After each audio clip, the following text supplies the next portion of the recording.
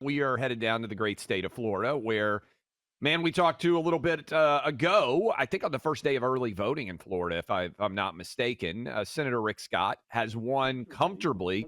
Let's start here, Senator. You've won every race by like 1 point that you've ever been involved in, if I remember correctly, in your entire political career. What was it like to win by double digits? I mean, this is a new experience for you. I think it was all the Clay and Buck show. I think it was first day of early voting. I mean, look, Trump did Joe Rogan, I did Clay and Buck, and I won. We got nearly 6 million votes. We won by 1.4 million votes. So we won in Miami-Dade County. We won in by 10 points. We won in Osceola. So Hispanics are Republicans. You know, Yes. La Florida is Roja. So I've been putting a lot of effort into Hispanic votes since I started running in 2010. And I gave people reason to vote for me. I said, guys, I want your kids like I want my kids, like my mom wanted me to have the chance to live the dream of the country. That's all. It's as simple as that. We all have our family. We want them to have a chance. So I think Florida's the center of the Republican Party, and I think the rest of the country ought to watch what we're doing because we could teach them a hell of a lot about winning elections. As you were campaigning, and congrats, Senator, on your reelection. As you were campaigning in this state, my home state now, I'm part of that Florida revolution, that Florida miracle of people who fled communism during COVID to try to find freedom within this country. But specifically speaking to the Hispanic and Latino population here, what was it that was motivating, as you see it, what looks to be about a 10 to 15 point slide toward Trump in this election, extrapolating that out from what you found in Florida? I think what's happened with Hispanics is that, I put a lot of effort into the Hispanic vote starting back in 2010. Trump put effort into the Hispanic vote. And what's happened is Hispanics have looked around and said, who's better for my job? Who's better for my kids' education? If you look nationwide, almost 90% of Hispanics are fed up with the public school system because they think that it's not helping their kids get ahead. Hispanics want to live in a safe community. And so what they figured out is that's really the Republican issues, jobs, your kids' education, public safety. So I think that's what's happened. But part of it is show up. I did about 20% of my events while I was governor and in the Senate and in this, Hispanic businesses, Hispanic chambers, so yo practico mi español todos estos días. Los votantes hispanos son muy importantes para mí. And the other thing you do is tell people when you should. Like when the hurricane happened in Maria, or in Puerto Rico, Maria in 2017, I opened up relief centers in the Miami and Orlando airport. I waived licenses. I gave Puerto Ricans in-state tuition. They came in and became teachers immediately. They immediately became a lot of different jobs that required licenses. I mean, eventually they had to get them. We got them into our school system overnight. We had 425,000 Puerto Ricans come through. And I think they're appreciative that somebody gave a damn. And we're the only state that did it. So I think that's one of the reasons. I won Osceola County, which is unheard of. It's a majority Puerto Rican, and it's because I did my job. I mean, they're American citizens. We ought to help them.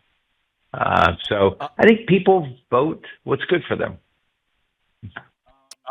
Senator Rick Scott with us, big winner on election night. I'm going to get to the next question, which is about who should be Senate Majority Leader and how that's going to play out. But I want to read a statement that just came down from soon-to-be Senator Dave McCormick in Pennsylvania, and let you react on this, Senator Scott. I'm not sure if you've seen this, but they just said, the McCormick campaign released the following statement on the outcome of the Senate race in Pennsylvania. McCormick is up 30,679 votes, with more to come as Ruby Red Cambria County is still outstanding.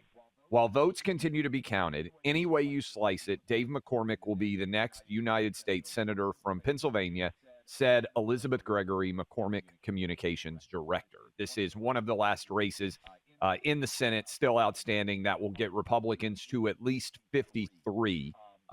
Okay, so with that in mind, several Senate majority seats. It's not going to be something where hopefully the VP has to break ties very often. Mitch McConnell is stepping down. Who, in your mind, Senator Scott, should be the next majority leader? How do you see it playing out? Well, I believe I'm going to be the next majority leader because I believe what I've been talking about is exactly what Republican senators want. So I've been talking to my Republican colleagues. As you know, I ran against McConnell back in 22, and here's what they want. They want change. They want to be part of the Trump mandate. They want to be treated as equals. They want to have a real agenda to get things done. They want to be part of a team. They know we need to work with the House. And so that's what I've been talking about. I've been talking about since I ran against McConnell, and they know I'm a business guy like Trump. They know I've got a great relationship with Trump. They know I have a great relationship with the Speaker, Mike Johnson. And here's what business guys do. We get results.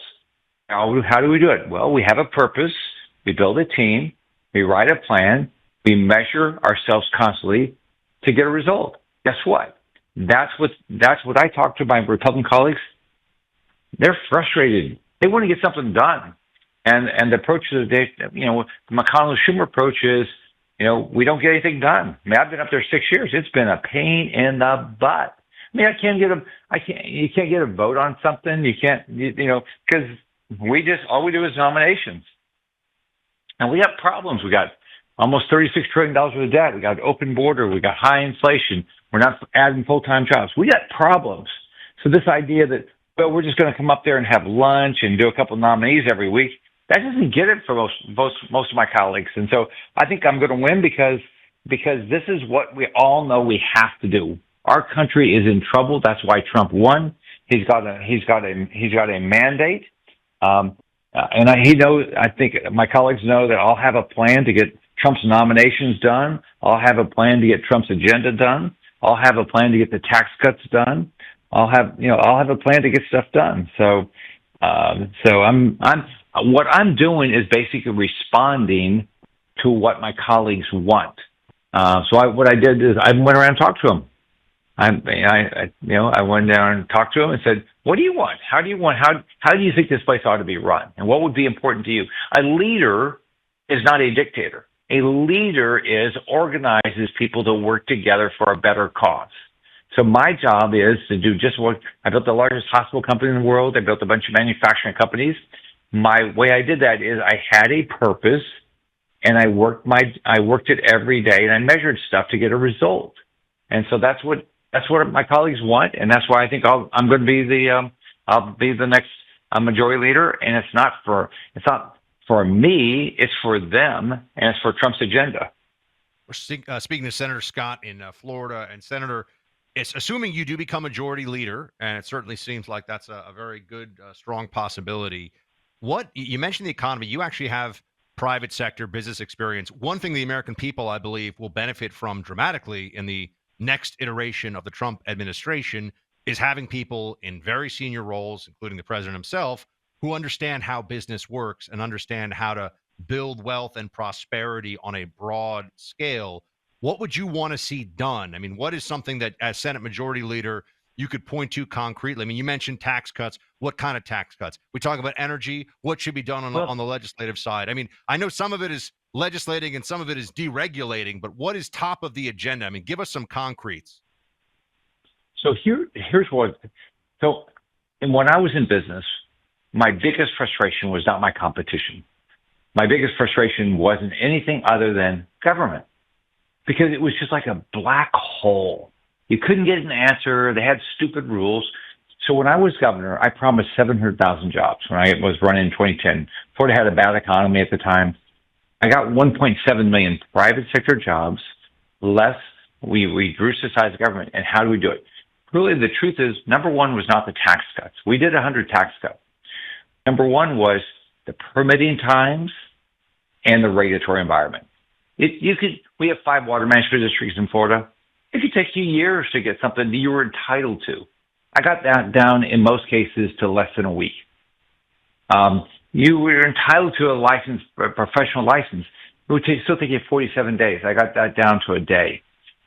So it's one, it's permitting, two, it's regulatory, and then you say to yourself, what don't we need? What fees don't we need? What taxes don't we need? And you constantly say, how do we do that? Because guess what? We're competing globally.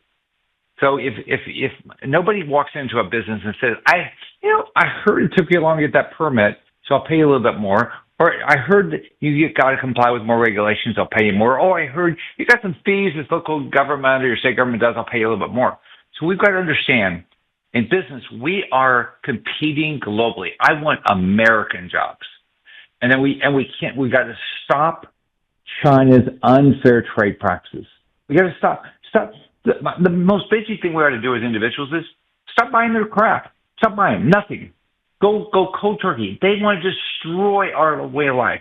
So the way I think about it is what I'm going to do is I'm going to make sure we win the leaders race, and then I'm going to sit down with Trump and Mike Johnson and say, okay, what do we want to get done? Okay, let's write a plan and let's work it every week. And if something's not working, we're going to change.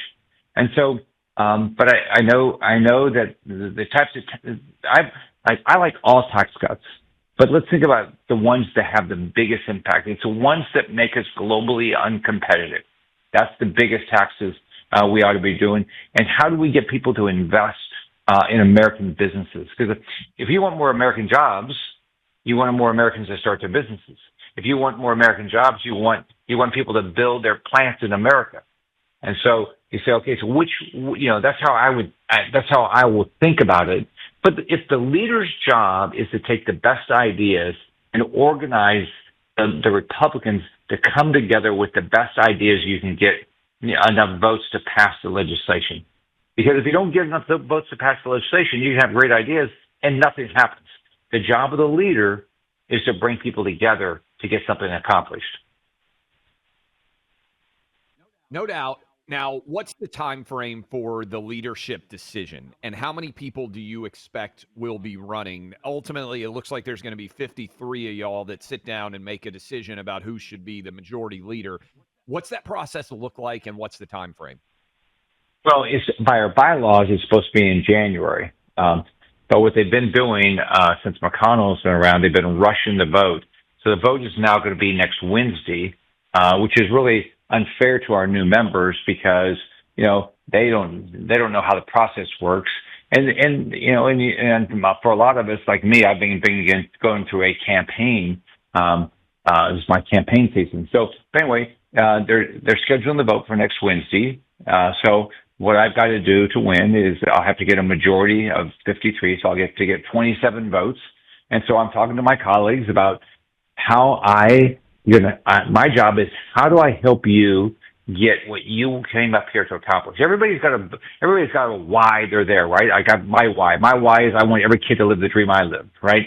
So everybody's got their why. My job as leader will be, okay, what's your why? How do I get you to get that accomplished? So what I'm doing is I'm talking to my colleagues about how I can help them get what they want to get accomplished, and then I do what I do in my business life. I'm going to win, and then I'm going to go do it, and I'm going to make my job is to make all my colleagues really successful. Just like in business, if all the people who worked with me were really successful, I probably did fine. Senator Rick Scott, big winner in the state of Florida, running for Senate Majority Leader now with 53, at least, Republicans going to join him in making that decision, and it should be outstanding to see. Good luck, Senator. Congrats on the big win, and we're happy to have helped you get that landslide down in the free state of Florida. All right. Thanks. Have a great day. Will do for sure. That's Senator Rick Scott in the mix for Senate Majority Leader. We'll see how that plays out. It's going to happen very soon, replacing Mitch McConnell. You heard his pitch there. Look, a lot of people out there maybe struggling a little bit with the testosterone in their lives. Maybe even some white dudes for Harris have made the switch and come over, started to get some testosterone back in their life, and they're like, you know what? At Clay and Buck, they make a little bit more sense than I thought before the election. Hey, maybe dudes shouldn't be winning women's championships. Maybe Jeff Bezos out there is part of our big Miami listening base. You just heard Senator Rick Scott. Maybe, who knows? Maybe we've even got Tim Cook listening now, congratulating Donald Trump. Maybe they're secret Trump supporters. Maybe they've got a little bit of testosterone in their life. If you need more testosterone in your life, you need a little bit more energy. Maybe you stayed up super late. Crockett Coffee hasn't gotten you over the finish line. How about 20% extra testosterone in 3 months' time with the Male Vitality Stack? That's what Chalk can do if you just go check it out. All natural, CHOQ.com. When you order in November, you get a free surprise product with the next subscription. Use my name, Clay, lowest possible cost on those subscriptions. And if you don't like going online, maybe you don't like being on the web, you can talk to a real human being in the United States. How rare is that? By calling 50-CHALK-3000. Say Clay and Buck sent me. That's 50-CHALK-3000. Chalk's U.S.-based customer service team standing by to assist you. That's 50-CHALK-3000.